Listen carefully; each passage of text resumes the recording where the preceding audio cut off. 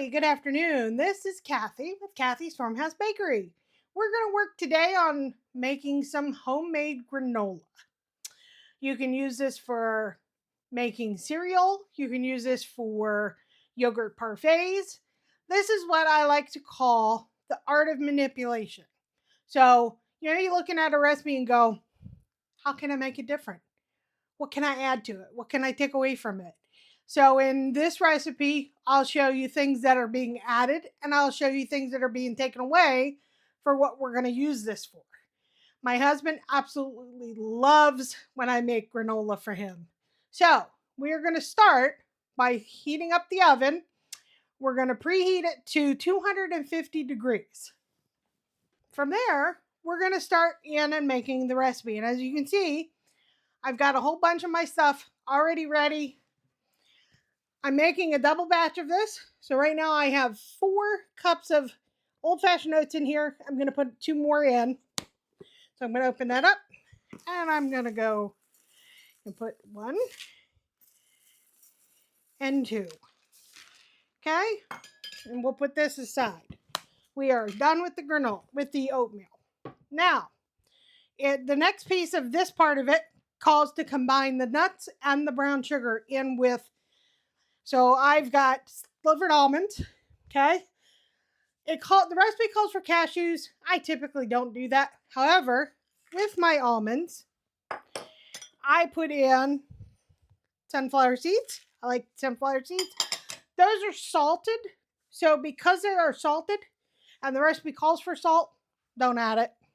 And pumpkin seeds. And then I've got my brown sugar. So we're going to just mix all of that together. Okay.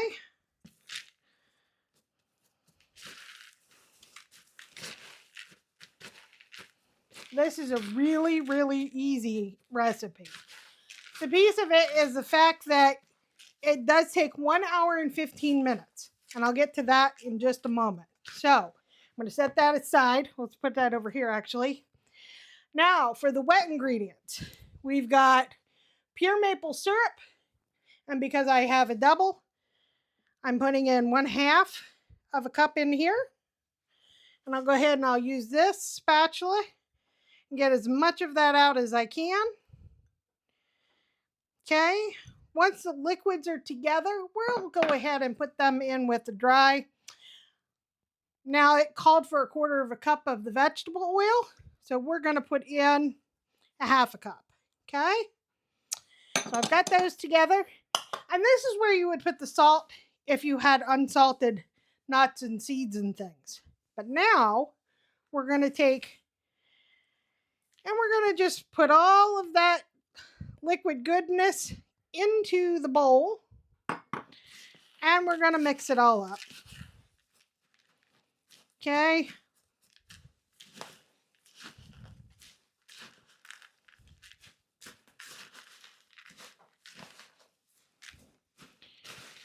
If some of it looks dry, that's okay.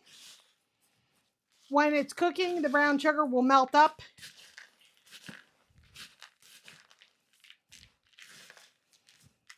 Okay, as you notice, everything is all mixed up. It all looks pretty good. Now we're going to take this bowl and place it on the pan. I want to take it and get as much of it out as I can. Use that spatula. Okay, the spatula will be important. And I'm going to go ahead and flatten it all out as much as possible on my pan. You can see my oven is almost to temperature. All right, so we'll go ahead and we'll put this aside.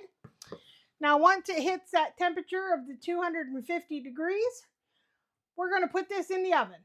And every 15 minutes, we're going to come back in here and we'll put it on the timer for 15 minutes. And then we'll come in and we'll mix it up and we'll put it back in. Okay, as you notice, the oven is now at 250 degrees. I will go ahead and open it up and I will place that in. I'm going to go ahead and hit the timer. Okay, Now we're waiting for 15 minutes.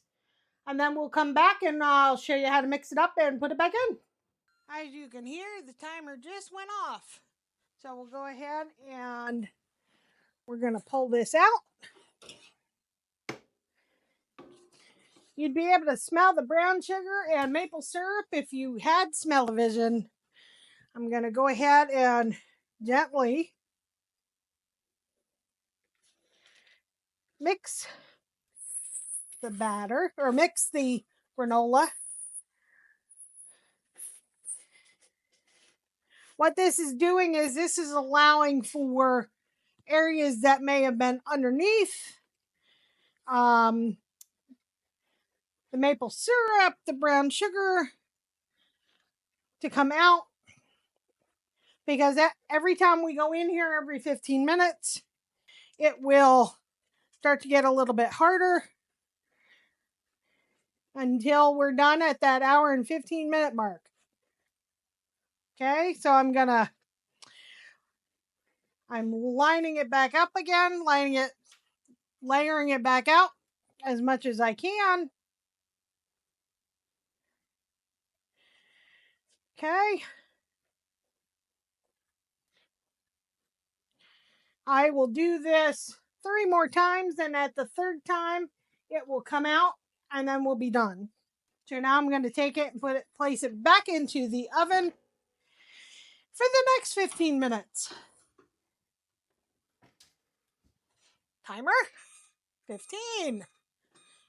Let it cook. Alrighty, we're back. We're getting ready to turn it off. We're on the last time, and we're going to pull it out of the oven.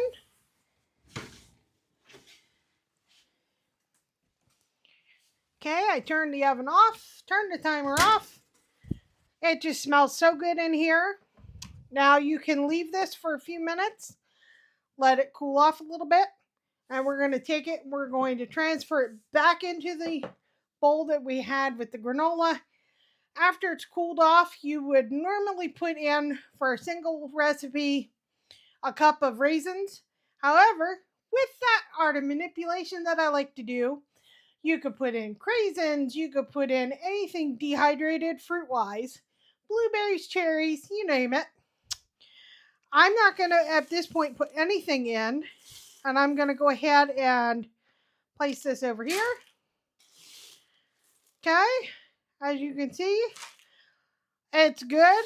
It's good to go right the way it is, too. You could eat this with in a bowl with milk. There you go. There's your granola. Happy eating. Don't forget to check out my channel for other videos. We're continuing to record and do new Kathy's Farmhouse Bakery. Thanks and have a good one.